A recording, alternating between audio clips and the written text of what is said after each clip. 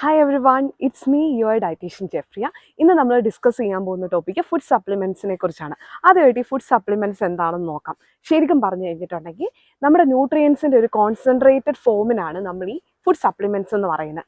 നമുക്കറിയാം, നമ്മൾ ഭക്ഷണം കഴിക്കുന്നത് നമുക്ക് എനർജിയും ഈ ന്യൂട്രിയൻസ് ഒക്കെ കിട്ടാൻ വേണ്ടിയിട്ടാണ്. പക്ഷേ ചില എക്സ്റ്റെൻസിൽ നമുക്ക് ഈ പറഞ്ഞ പോലെ പ്രോപ്പറായിട്ട് ഈ ഭക്ഷണത്തിൽ കൂടെ നമുക്ക് വേണ്ടുന്ന സർട്ടൻ വൈറ്റമിൻസും മിനറൽസും, ഇത് പ്രത്യേകിച്ച് നമ്മുടെ ഗ്രോത്തിനും ഡെവലപ്മെൻറ്റിനും നമ്മുടെ ബോഡി മെറ്റബോളിസത്തിനൊക്കെയാണ് ഹെൽപ്പ് ചെയ്യുന്നത്. ഇത് പ്രോപ്പറായിട്ട് കിട്ടാതെ വന്നു കഴിഞ്ഞ് കഴിയുമ്പോൾ നമ്മുടെ ബോഡി ഫങ്ഷനെ തന്നെ നല്ല രീതിയിൽ ഇത് എഫക്റ്റ് ചെയ്യാനായിട്ടുള്ള ചാൻസസ് വളരെ കൂടുതലാണ്.